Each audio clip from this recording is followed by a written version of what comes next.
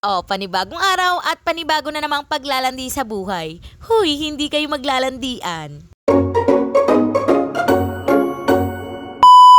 Today's ganap ayan at masama na naman nga yung panahon dito sa amin. Akala ko nga nanawa na yung ulan pero nako ate maghapong umuulan dito sa amin. Kaya naman tamad na tamad si ate girl at yung katawang lupa niya ay maghapon din talagang nakahiga. Pero bago yan siya maglaro ng higa-higaan ayan nagtambay nga muna yan siya dyan sa harap ng pintuan. Nakatambay sa pintuan ayan may mister na naglalambing. Ay naku kasalanan din talaga ng ulan yan baka mauwi na naman sa beng isbang yan. Hindi mangyayari yon kaya ayan naglikom na nga lang si ate girl ng mga nilabhan niya nung isang araw. Nung isang araw pa talaga nakabilad yan sa labas at ngayon lang talaga sinipag si ate girl ng pagtitiklo. Talaga sinisipag yan si ate girl, wala lang talaga yan siyang pang content for today. Ay yung mga damit na nilalabhan ni ate girl ay umaabot talaga ng isang linggo sa labas at saka nga lang niya malilikom kapag maglalaba na yan siya ulit.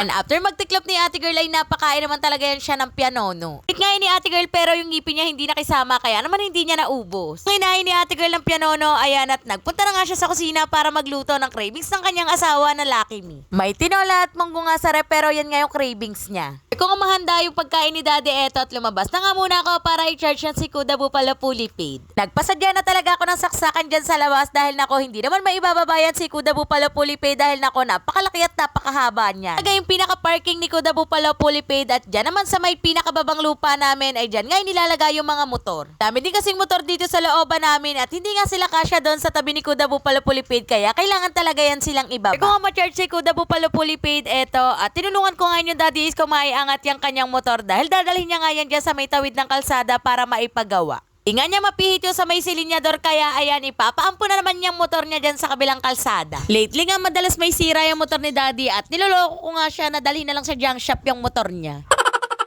Pero di niya nga mag-give up yung motor niya dahil kauna-unahan niya ngang motor yun. After madala ni daddy yung motor niya, pumasok kami sa bahay pero maya-maya eto dumating nga tong dalawang to. Nako, miss na nga ako ng dalawang yan. Paano ba naman ang tagal ko nang hindi nagagarden at ang tagal ko nang hindi nagpupunta ng school. Magdadala nga lang yung dalawang yan sa akin ng turon pero nako, inabot na nga ng 2 oras sa napakaraming kwento at napakadaming baon sa akin. 2 oras nga na tinagal na yun ay nako napakarami na naman buhay ang nasira. Huy, hindi.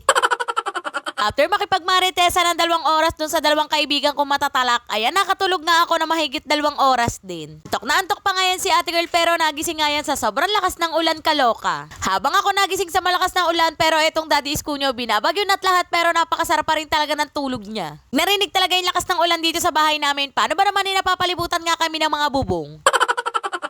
Mga bandang alas 4 nga, ayan, bumaba na nga ako para makapag-CR at makapag-asikaso na rin nga dito sa may kusina. Inalis ko nga lang yung mga kalat dyan sa kusina dahil nako hindi nakaka-aesthetic yung mga kalat. After ko umalis yung kalat dyan sa may kusina, ayan nagsimula na nga rin ako ng pagliligpit. Pagpasensyahan nyo na hindi talaga mawawala sa adiin, may life natin yan. Syempre naman ate ko araw-araw tayong kumakain kaya araw-araw din tayong maraming ligpitin. Thank you po Lord sa mga pagkain araw-araw. Habang nagliligpit nga si ate girl ay may nararamdaman nga siya dyan sa batok at balikat niya, yung pala naman ay napakababa ng BP ng babae na para bang lagi yan siyang pagod araw-araw. No, hanggang dyan na lang muna magpapataas muna ng BP si ate girl. Follow nyo yan siya para sa mga next mini vlog. Bye!